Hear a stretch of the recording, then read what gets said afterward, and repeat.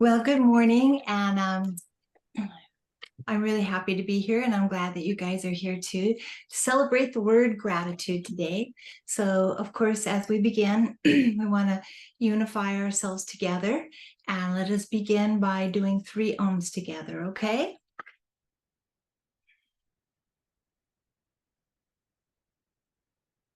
Oh.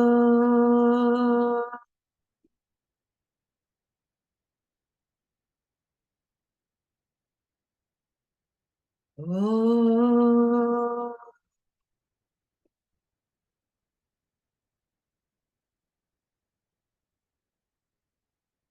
Oh.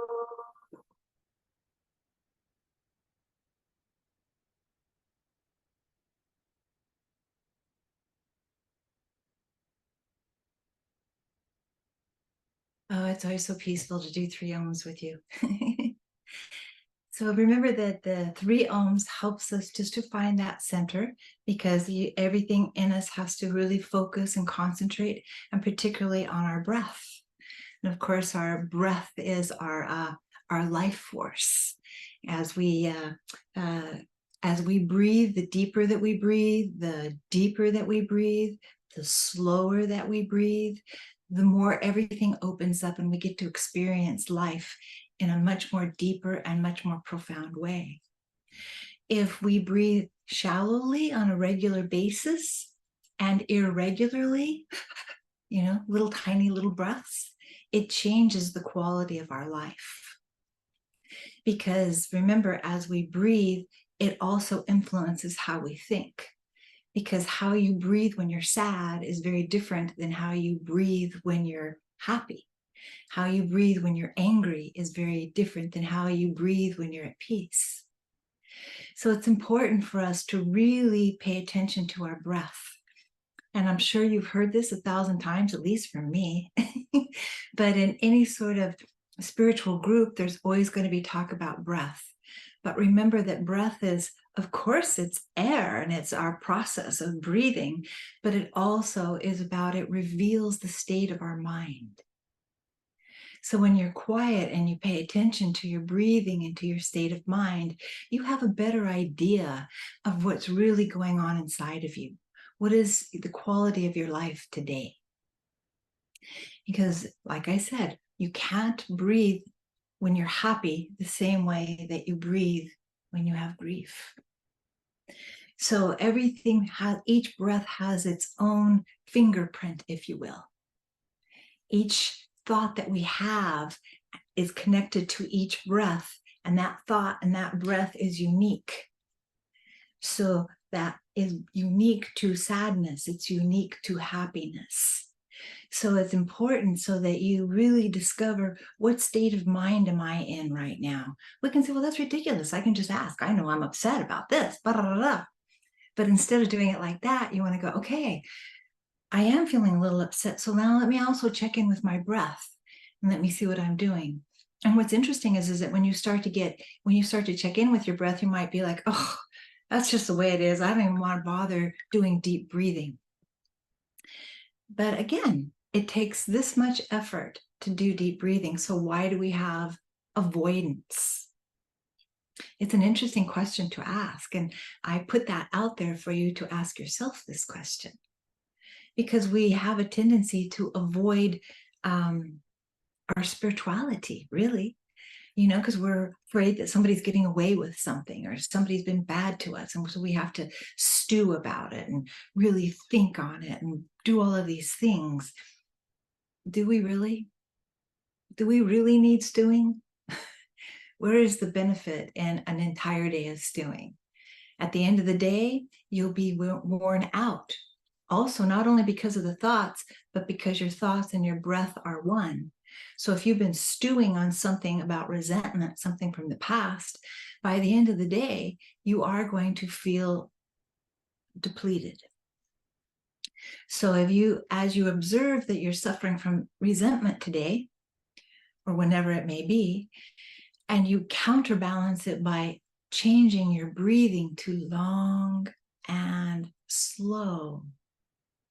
then what's happening is you're following the teachings of the masters, in this case, particularly Buddha, who, you know, I've told you what I'm going to say to you here a million times, but I love this quote so much, it always bears repeating, which is, if your practice of compassion does not include yourself, it is incomplete.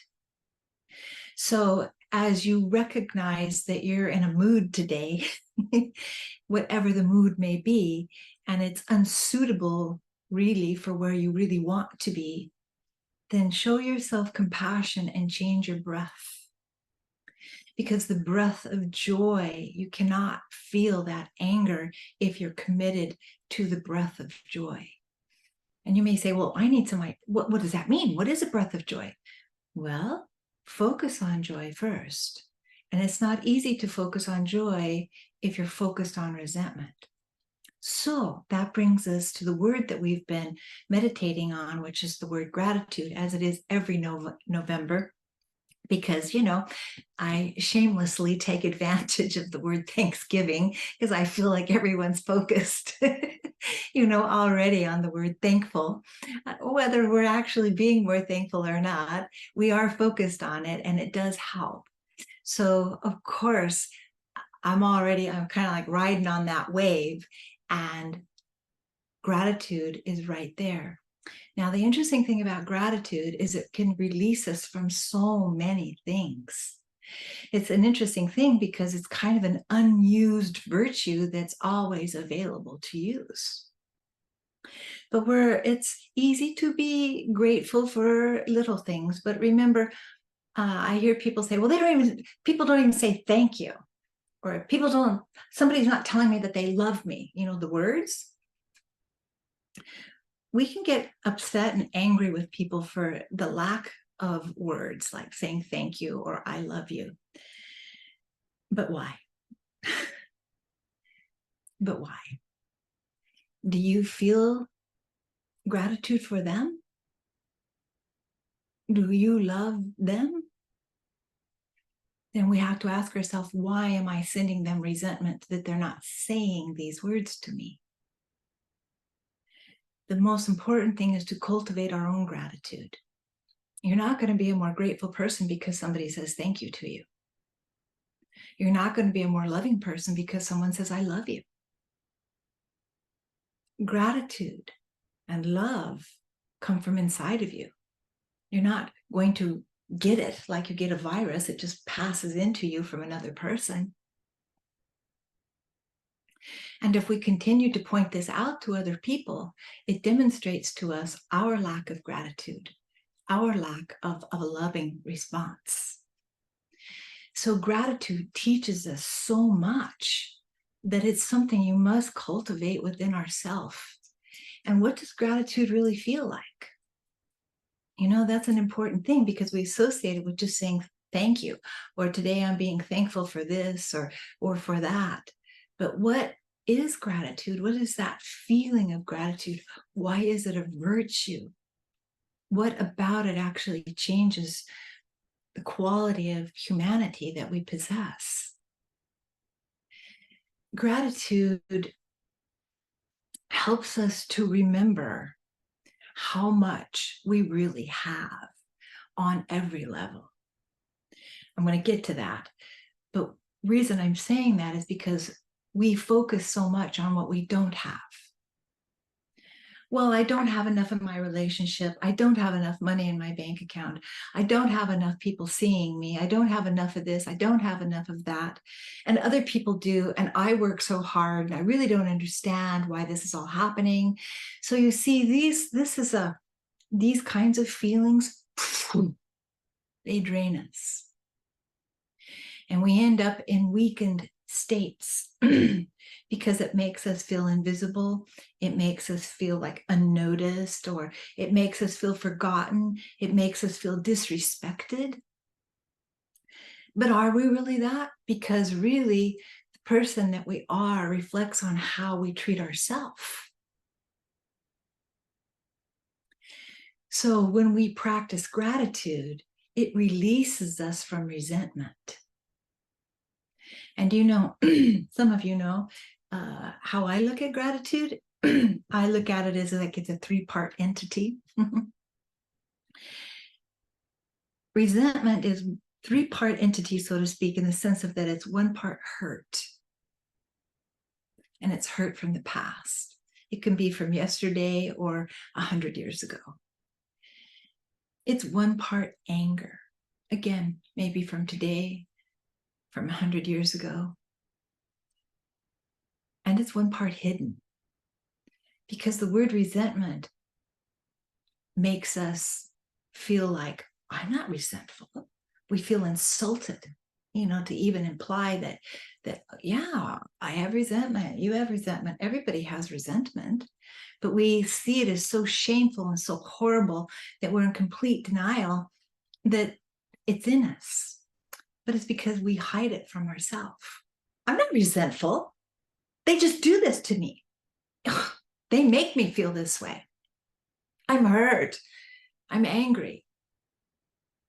Okay. But they obviously can't take that away from you.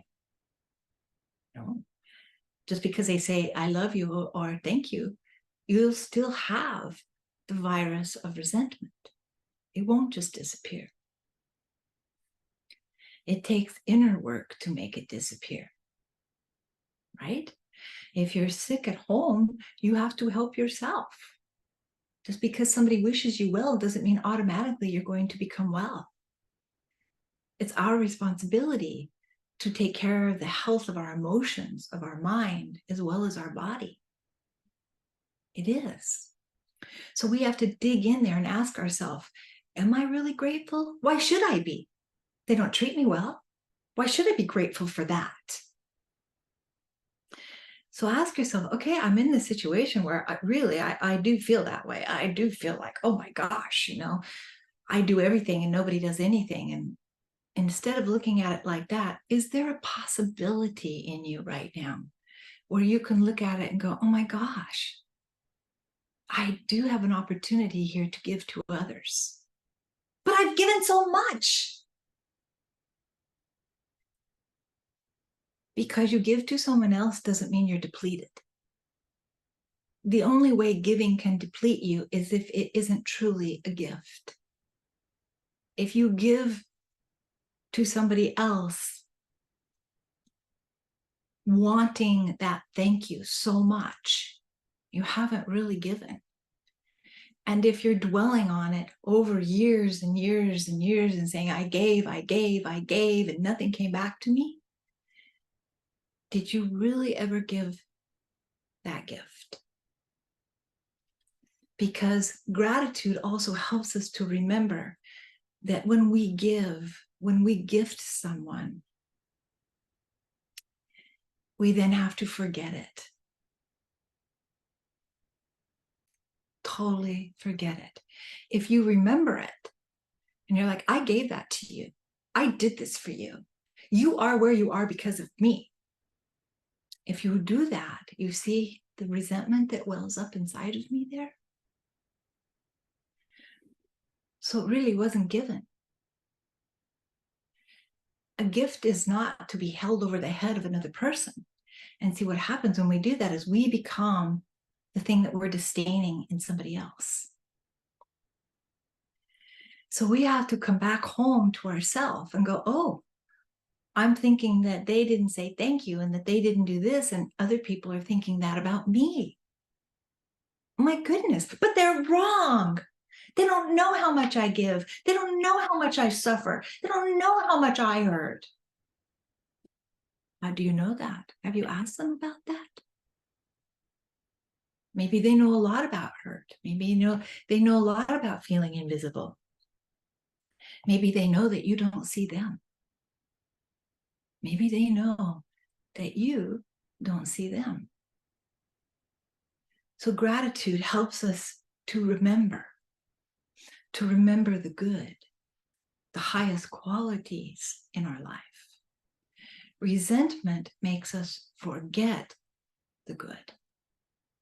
It makes us remember being hurt. It makes us remember being disrespected. It makes us remember all those things. And it makes us forget that we too do that to others. Yeah, but I have a reason why I'm doing it. They just do this to me. Really? Again, it's important for us to always have a relationship with ourselves where we can actually be truthful with ourselves. If we lie to ourselves, it's inevitable that we lie to others. We have to tell the truth to ourselves. I do have resentment about that. I haven't let it go. I could feel it eating me up. I can feel it interfering. It's true. I can feel it. And just in that moment of being that truthful can offer you some relief. That, okay, if I feel it, then of course other people feel it about themselves and about me. So we want to be grateful that we have looked at ourselves and that we have seen that we suffer from resentment, because it's usually hidden from us because it makes us feel ashamed. And you know, I'm not big on shaming myself or anybody else. It's not only unproductive, it causes harm. Blaming and shaming makes us oppositional. It makes us feel like I'm right, you're wrong. I'm on the side of good, you're on the side of bad. I need to harm you so that you'll go away. Now, how come if I'm on the side of good, I think you need to be harmed, you need to be punished, you need to be shown what a bad person you are? Am I really on the side of good? If I'm really excited about telling you how bad you are, am I really on the side of good? And of course not. So gratitude helps us to come back and understand that, oh my goodness, I do that. And you'll hear your voice immediately say, yeah, but. And as soon as you hear that, you want to help yourself to have some compassion for yourself and go, there it is. There it is. There's the evidence that I am suffering from self-neglect. And I'm thinking that it's everybody else neglecting me. That it's everybody else doing this to me. But in that moment when you have that gratitude and you realize your state of being is because you have self-neglect. You're not taking care of yourself in the sense of being grateful. Yes, I am. I say thank you. I'm grateful.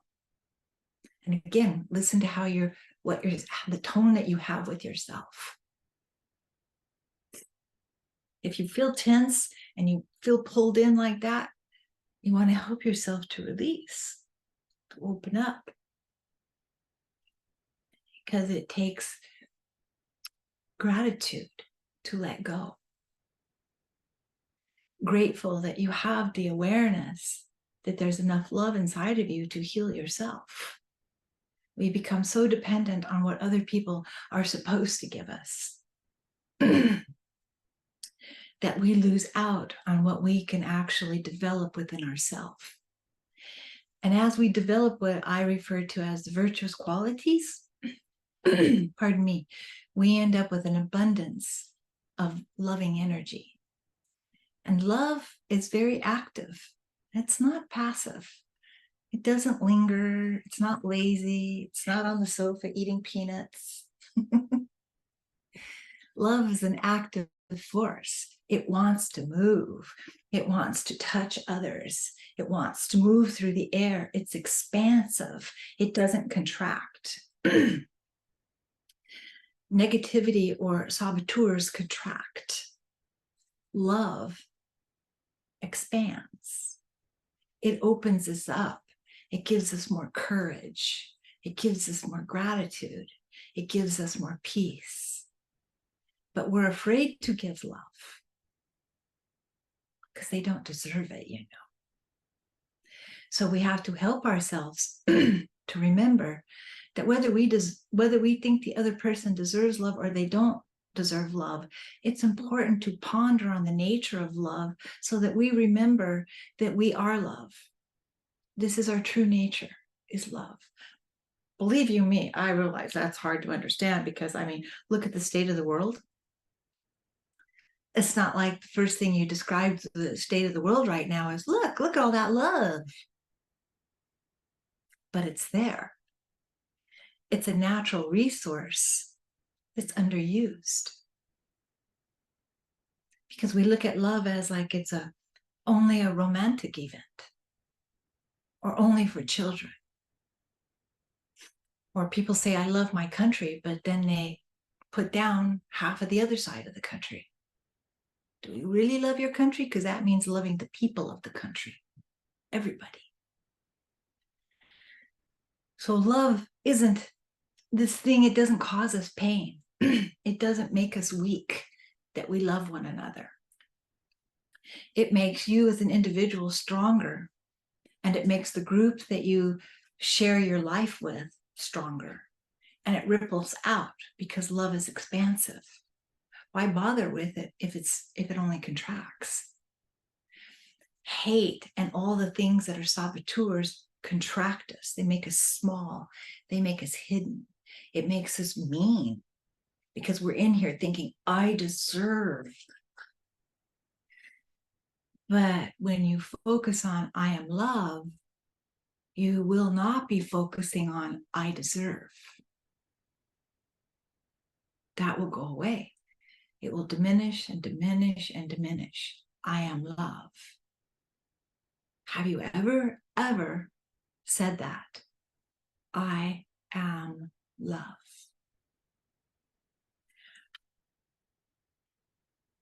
Every teacher, spiritual teacher I've ever had says that. If the person is a true spiritual teacher, they will tell you, I am love, you are love, we are love. And that's a lot to know. It's like so much to know that most of us don't know it. It's a really big deal. And it's revealed to us by actions of gratitude. To be really, really grateful helps us to diminish those feelings of, I deserve. It's my turn. Damn it, it's my turn. I've given everything. I've given everything to the family. I've given everything to this company. It's my turn. I deserve. And you see how I'm saying it? I'm not really convinced, or I wouldn't have to do that. And I deserve, what is it that, or why do we decide what it is that we deserve? Because I work hard.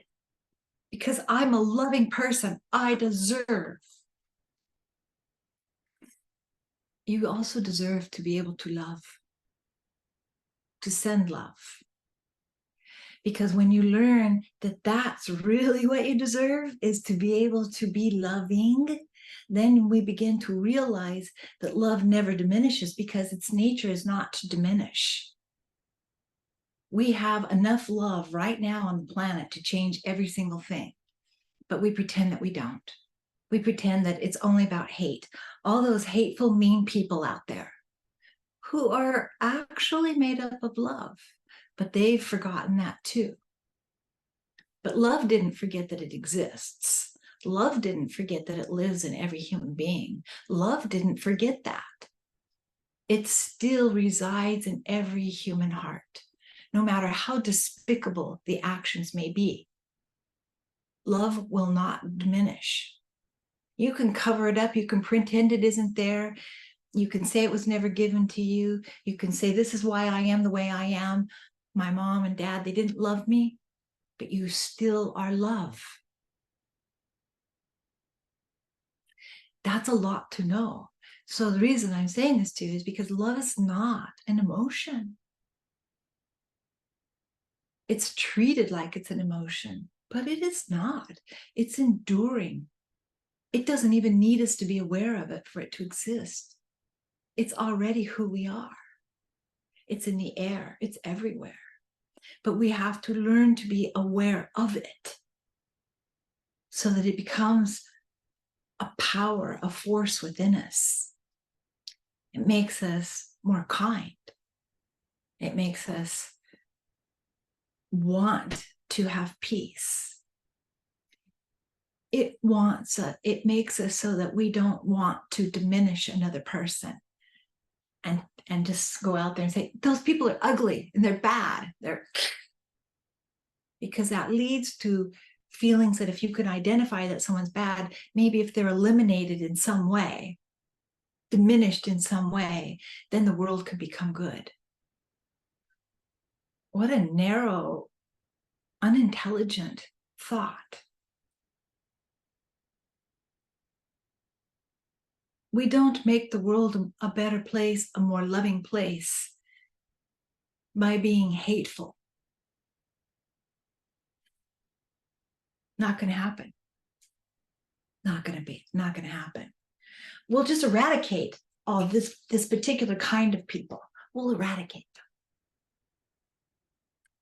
It horrifies me to even speak to you about that. It has nothing to do with love.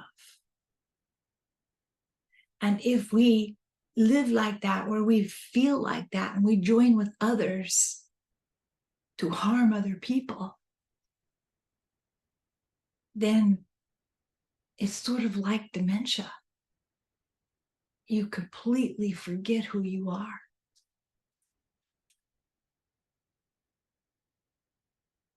You do not remember anymore your own humanity. And you don't recognize it in anyone else, because they too have been so diminished by the lack of seeing love within your own self. Gratitude eradicates resentment inside of us, because the practice of gratitude is not only, I'm grateful for the obvious things, grateful for my home, I'm grateful for you being here, I'm grateful for my parents, I'm grateful for, there's things that we have that are obvious to us. People who are parents say, I'm very grateful for my children. There's things that are obvious, and all that is beautiful, of course. But the deeper lessons of gratitude are, can you be grateful for the harm that taught you how to love? So in other words, if you had a really bad relationship and you were really harmed in it, maybe you were in an abusive relationship, but as you came out of it and it became more of your past, you became so grateful that, oh my God, it changed me. I am so much of a better person. I'm stronger, I'm kinder, I'm more aware, I'm healthier. It's not like we're saying, well, I'm so glad that they beat me up. That's not what we're saying. It's important not to make this ridiculous. What we're saying is, I understand that life has these lessons that are incredibly painful, that can make me feel bereft. But they lead me to the understanding that I have the power to overcome. I have the power to overcome. I have the ability to let go of thinking about my abuser. I may even begin to think that perhaps I have the ability to send love to my abuser. You see, this is advanced gratitude. Advanced lessons in gratitude. We have to work our way up to be able to do that. But you see, most people don't see that as a goal. Why would I ever do that? That's a horrible person. They shouldn't even be on the planet. It's awful. It makes us forget that love is everywhere. There isn't a single place in this entire universe that love doesn't exist, because it's a power, it's a force. And when we meditate, it's good to meditate on the word love. Consider using the word love to yourself. I mean, we use it in the sense of, I love that car. Wow, I really want that. I love spaghetti. Let's have it tonight. Those are like common usages of love. But that's representing desire. Love is void of desire. Love doesn't need to be needed. It's already there. Whether you think you need it or not, whether you think anybody else needs it or not, it's already there. It's like a seed that's got everything in it, but it requires you putting it into the ground and watering it and taking care of it. It's already there. You may say, well, what if the seed dies? Well, you get another one. And seeds are endless because love is endless. Love is endless. You can plant a seed every day. I am love, I am love, I am love. And if you're like, oh, this is ridiculous, the little plant dies, don't give up. Plant it again, plant it again, plant it again, until you begin to wake up thinking to yourself, wow, I feel better. I feel better than I did last year. I feel better. I feel like that divorce now is 100 miles away when I used to think it was right next to me. That terrible betrayal seems further and further away. These kind of things can stay with people and haunt them. Really. It's like living in a haunted house. Everything is scary. Life is scary. People are bad. They're monsters. They're everywhere. I'm the only good person here. Not true. So gratitude helps us to remember the good that was always inherent. And it helps us to remember that none of us at this particular moment are completely pure love. Pure love exists inside of us, but we have to take care of ourselves to acknowledge and to reveal that pure love to ourselves. It's always going to be there because it's what we're made up of. So when it comes time for us to leave the planet, we don't take our body with us. No, we know that. We don't take our body with us. So what's left? What's left? Is there something that's left? If the body is gone, are you gone? Are you missing forever? Where did you come from? Did you come from nothingness and now you return to nothingness? No. No. You are light. You are light. And when the body and your soul, so to speak, separate, you still exist. The shell falls to the side. It's just like a seed. Inside of the seed, there's light. It's life, life, and light. They're the same, life and light. So inside of the seed, there is a little tiny little sprout. And as this sprout begins to unfurl itself, the seed does this. So from death, so to speak, or from the darkness, the light was always inherent inside. The plant was always inside of the seed. The redwood tree starts out as a little tiny little seed and a sprout inside of it. And it becomes this giant. The Bodhi tree, a banyan tree, a human being.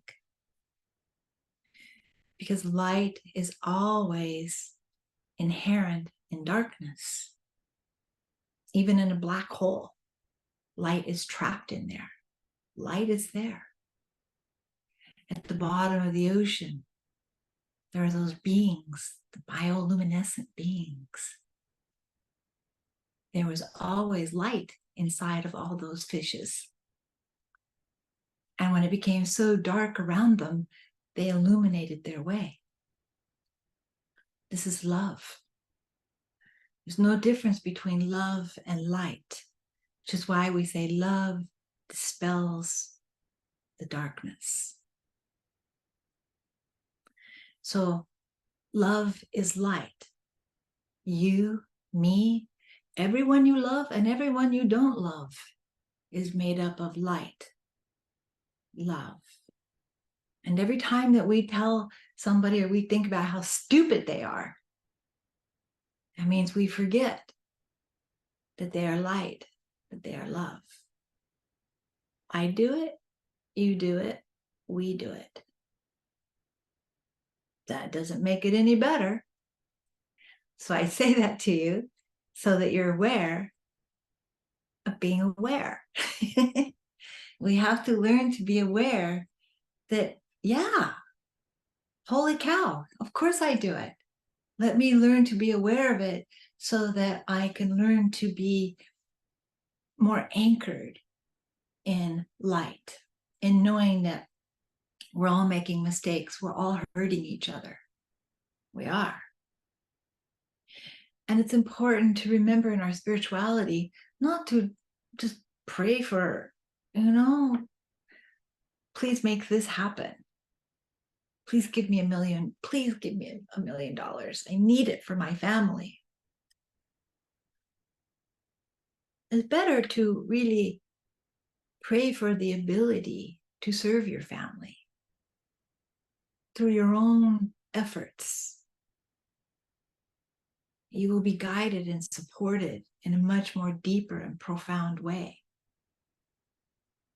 because it doesn't have that, it's not tainted with all these desires. Pray for love to fill the world, to fill your heart, to fill your mind. Pray for light to fill your heart, to fill your mind, to fill the world. Have faith in the power of this love to overcome. It's not willy-nilly. It's not this childish little thing. Love, it's profound. Gratitude makes us aware of the power of love. If you could be grateful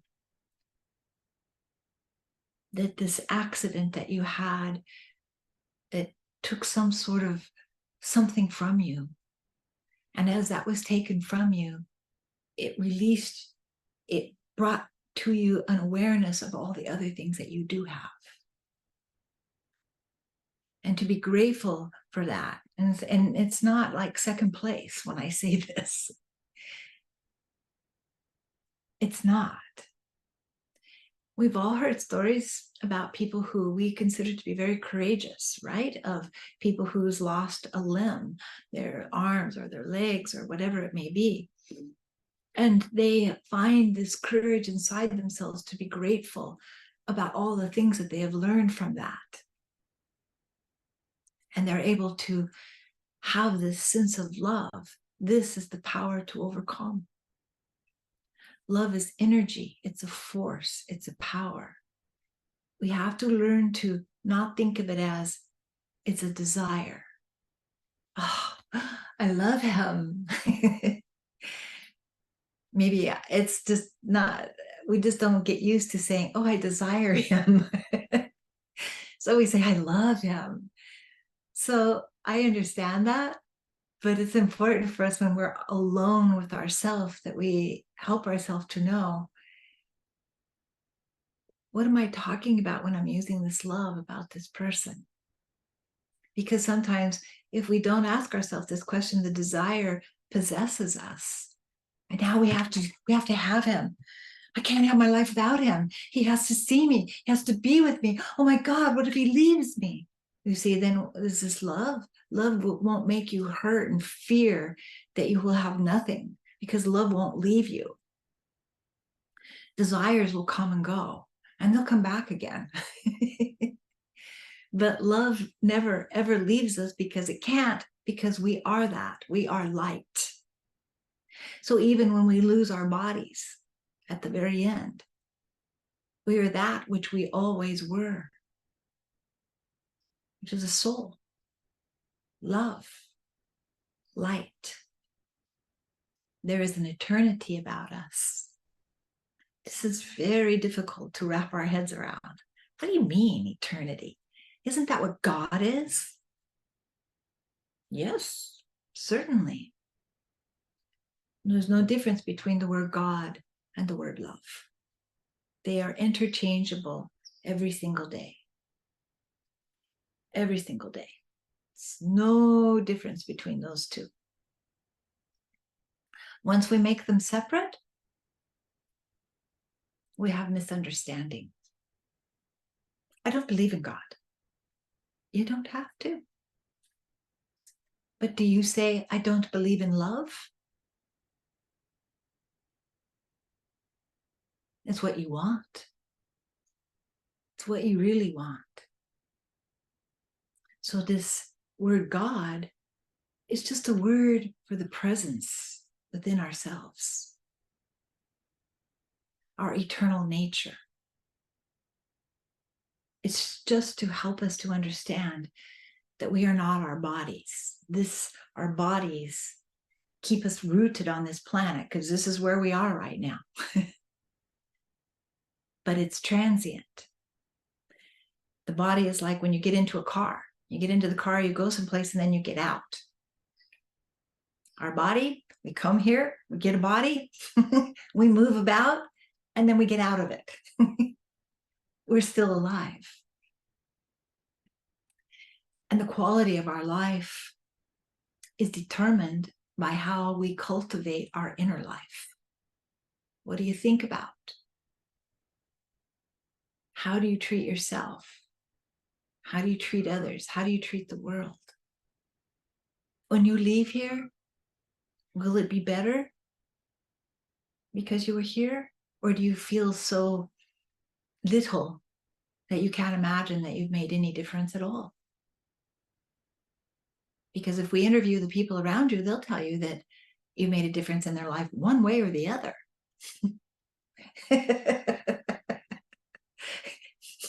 They will. Yeah, you made a difference, all right. Let me tell you. So we all have an impact. But it's important for us to understand that love is not wimpy. It won't make us vulnerable to people taking advantage of us. That's discernment. Love will never go away. Thank God. This is the source, the heart. It's very important that we let go of prejudice about the word God. How could we possibly understand the source of love in the sense of that we don't even understand love? We get it confused with desire. You say, I love spaghetti. I love you. You see, it's important that we ponder and meditate on, I am love. I am love. I am love. Masters, yogis, saints, I think of them as masters of love, which means they are realized. They realize that everything is about love and the purity of how you cultivate love. That's why I always say we're saints in training. You see, it's inherent. Our sainthood is inherent. And as we move through lifetime after lifetime after lifetime, eventually we realize it. And it won't go away. That realization won't go away. It's with every breath that we breathe. So we become masters of love. We are self-realized. Nobody can give that to you. I don't care how many times somebody says to you, let me put my hands on you and you'll be enlightened. Run. No. Nobody can enlighten you. Nobody can take your karma away from you. That's another thing I hear from people. Well, I went to this person and they took my karma away. They said, I don't have that karma with this other thing over here anymore. The person that did that probably really believes that. So I can't say this is a bad person. But we know. No, the only person who can correct your karma is you.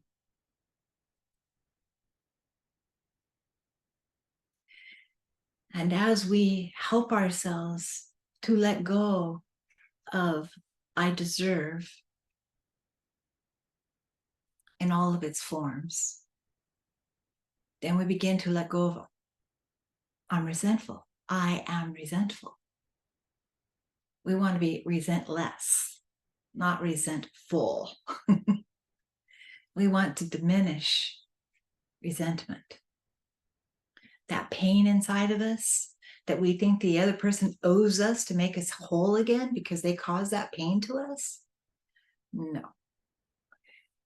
What you really deserve is to heal yourself. And that's a really good thing. Nobody knows you the way that you know you. Nobody. The divine part of you knows everything about you. And it's not shameful. At the end of the day, who we really are love. And gratitude is one of the purest ways to remember that. So saying thank you is a really good idea, of course.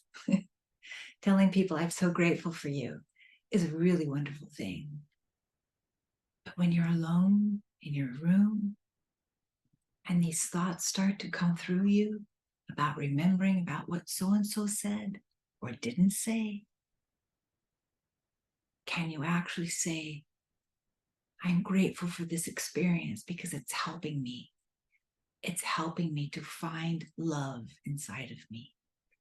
It's helping me to find peace. It's helping me to learn what it means to be a spiritual person.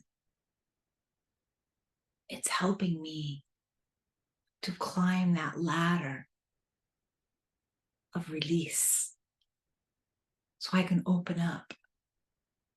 So I don't have to be so held and bound by they caused me to be this way. They're not thinking about that. They're thinking about other things, but they're not thinking about this. Only you are. So only you can let yourself out of jail. Because these thoughts that we have for long periods of time, they will imprison us. And we won't be able to move about freely. We'll think about them and they'll influence our actions. And they can create a bitterness that lives with us. And we can say, oh, I'm this way because these things happened to me. It makes us, when we feel like that, it makes us feel like nobody could hurt like we do. And we start to wear it like it's some badge of honor. But then that means that we don't see it in others. Well, they only had that. I had this. It's not a competition.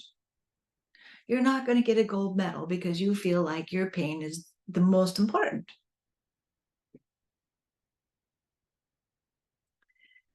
If you put your pain up here and you diminish the experience of pain in others, it doesn't make you a hero. And it doesn't even mean it's real. Who are we to decide whose pain is the most? Everybody has pain. And there can be pain in our future that we don't even realize about. There's been pain in our past, in past lives that we have forgotten about. But past pains, whether it's in other lives or this life, if we help ourselves with love, it changes us. It makes us feel pain in other people without a competitiveness. And that makes us want to love more deeply makes us want to be grateful. I feel grateful today that I don't have that hate in my heart. I feel grateful that as we went through that and those people spewed hate at me, I'm so grateful that I'm not going through what they're going through right now. I'm so grateful that I'm not spewing hate. I'm so grateful because I have, this is what we want to help ourselves to understand. When you see it in another person, send them love, send them peace, because they don't know that this is a bad path. You'd think that they would. You'd think that you would. You'd think that I would. But again, we learn this through the practice of gratitude. I am so grateful that I have more peace today than I had yesterday. I'm so grateful that this helps me to have more peace in my future. I'm so grateful. So I'm very grateful for you. I'm very grateful that we can gather and be together.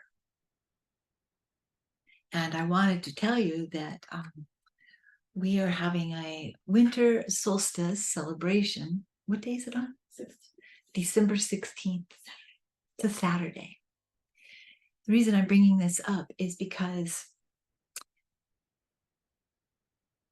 when we come together like that, what we're doing is the winter solstice has always been a sacred time for human beings, truly from the beginning of time. And even though most people don't think they're celebrating the solstice, holy days happen this time of the year because it's about the solstice. So the solstice is the day that we celebrate the birth of light within. So it's the birth of God, realization, God love, peace. And if we celebrate it, we celebrate light, the birth of light. It means we celebrate the power to overcome. So when we have our solstice celebration, usually in the morning, the winter solstice, we do an exercise in a variety of forms, but we write down traits that we want to eliminate from ourselves. And we do a kind of an oming kind of ceremony. And Mr. Jim is our fire master, and he will actually, there's a big, beautiful fireplace. We get to be at Jim and Leanne's home, which has this gorgeous patio and a beautiful fireplace, and it's nestled between all of these wonderful little gardens. And it's very, very sacred experience. And as those are burned in that fire, we are following the footsteps of all of those humans that came before us, celebrating the birth of light. We're carrying on a tradition that's not 100 years old, not even 1,000 years old. It's from the beginning of human time. It makes us remember our eternity and that we belong to one another. We belong to one another. We are humanity. So the winter solstice helps us to remember our own inner humanity so that we can remember we are part of a lineage that's ancient. And we too are ancient, our souls are. And hopefully this celebration will be here for all eternity, that humans will always celebrate the birth of the light, the birth of the sun. We belong to the sun. We belong to the universe. We have the same laws. We all die and are reborn, and die and reborn. We are eternal. It's our process. Dying is not gone. It's the change of your world. You go from one world to another world. So our winter celebration is on the 16th, and there'll be a flyer that comes today to help you with that so that you could see it, right? Not today. today or tomorrow. But I wanted you to know that I wanted to invite you myself and let you know that this is a really sacred time, and we would love to have you there for that celebration. If you do come, know that it's outdoors and wear warm clothes, and we want to keep the use of plastic down. So if you want to bring your own water or things like that, this would be lovely to do so that we keep everything at a minimum. We do have lunch, which is vegan, so that there's some things that we'll have that'll be vegetarian, but mostly it's vegan. So I say that to you also so that we're just aware of that also, and just to keep everything on the side of lightness. So I'm grateful, and this celebration is about gratitude of where we've been. And in the afternoon, we do another celebration to look towards 2024. So I'm saying this to you, whether you come or you don't come, I hope that you celebrate the solstice this year in your home, maybe privately, even by lighting a candle, so that you can remember the light that you just lit in the candle is the light that you lit in your heart to practice gratitude, to practice peace, to remember that you are light. Light the candle on the darkest day of the year to remember that no matter how dark it gets, you are made of love. I am made of love. We are. We are ancient and we are eternal. No matter how many times we are born and die and reborn again, we are ancient. We are eternal. We are the future. We are the past. We are now. And we are the future.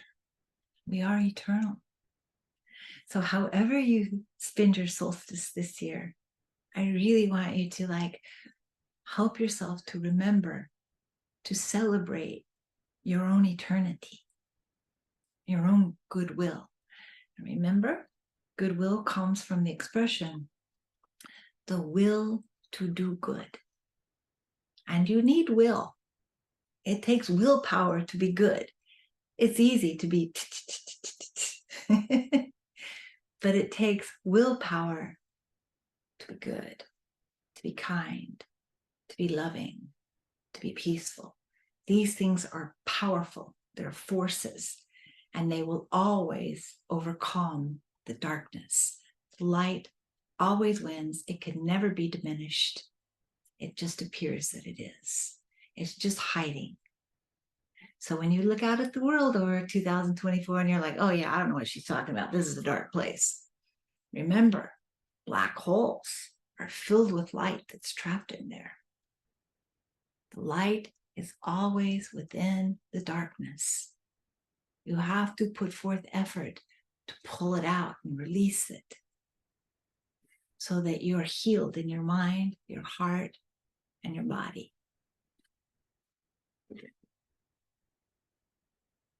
So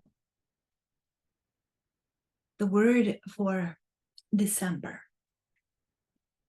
to meditate on is the word peace. We must always end our year with peace. But this time, the saboteur for peace that we're using is opposition. So opposition is like this. Peace is like this.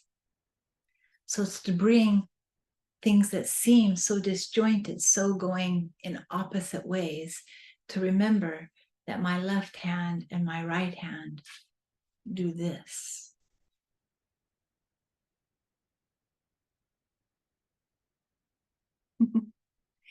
So thank you for being here. I wish you peace, and to your families, to your loved ones, to all those that you're learning to love more deeply. And if you want to stay for a few moments afterwards for a little bit of questions, that's lovely. But for everyone else, let us end together this part and do 3 more ohms so that we leave with this feeling of the vibration of the eternal sound where the universe began its journey.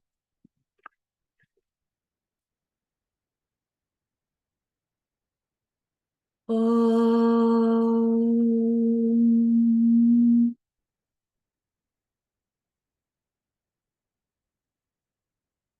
Om.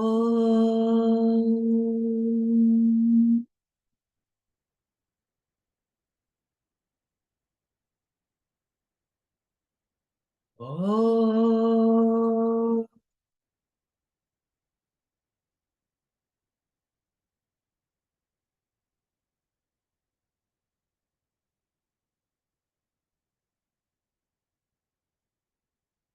May peace and love be with you. Namaste. If you want to stay, it's good. Otherwise, till we see each other once more. Deborah and Diana asked if there's a tarot card that represents gratitude. Oh, we have people asking about the tarot and gratitude. If there's a card that represents gratitude. And honestly, I don't remember anyone ever asking me this question. I love that. I love firsts. So, what would be that card? Well, actually, I have to give you two of them. One would be the Magician, and the other one would be the Hermit. So, the Magician and the Hermit are the same being. The Magician is when that being is very young. The Hermit is when that being is very old. So, when we put those two together, what it's about is it's about eternity, basically. So the Magician is about becoming aware of our spirituality. To evolve spiritually is a magical process. And I don't mean airy-fairy magic, like, oh, magical thinking. No, it's a magical process because it's the process of transformation. The Hermit is divine guidance. And if you see on the Hermit card, you see his little lantern, and he has a 6-pointed star inside of his lantern, where that's the light that emanates. And the 6-pointed star symbolizes the heart. So these two together means that from the beginning to the end, it's all about love. So it's to remind us about gratitude, to remind us that everything is about love. Everything is about love. Because these two cards, they're not about accumulation. The Hermit is the spiritual card of Virgo. So that's about eliminating things that are unnecessary. You know, if you think about Virgo as only being about putting things in order, then you're missing a lot, because that's the sign of service to others. And the Magician is about the awareness of that. So it's about when we become really, and these two, the reason I picked these two is because when you have gratitude, when you practice gratitude, you begin to practice wisdom. You have another question? Becky said there's a prayer that says, grant me what I deserve. I love this because we don't know what is in our past lives and what our karma is. Oh, Becky. She said there's a prayer that says, grant us what we deserve. Grant me what I deserve. And because we do not know, she's right, where we have been in past lives. To me, that statement, I feel it as what it's really saying. This is my translation of it. Everyone, please feel free to translate it as you wish. But to me, it's like translating it into gratitude and courage. It's like, grant me the courage to face where I am, because I don't know where I've been. I don't know who I've hurt. I don't know what I've done, but grant me the courage to face whatever is there with grace and with dignity. I love that. Thank you, Becky. Are there dates for any classes next year yet? Perhaps beginning tarot? We don't have the dates yet for the classes in 2024 because it's a work in progress. The schedule is kind of interesting for next year. So to say the least. Ruby says, to say the least. So yes, we are going to do another, hopefully, I don't want to say absolutely, but another Tarot 1 and 2. We'll see about 3. We've got some things that are going on there, and we're definitely going to do Intuition 1 and 2 again. Well, we didn't do 2 yet, but we're going to do Intuition 1 again and Intuition 2. And there'll be some other things that are sprinkled in there with, of course, our celebrations. Does anybody else have a question? Well, I'm just going to say I am grateful. And happy solstice in any way that you celebrate it, whether it's Christmas or Hanukkah or Kwanzaa. And what am I missing? I have no idea. Oh, everything else. And everyone that I don't know the name of it. So happy solstice. And I hope to see you there. Or I'll see you next month. Okay. Peace be with you. Namaste.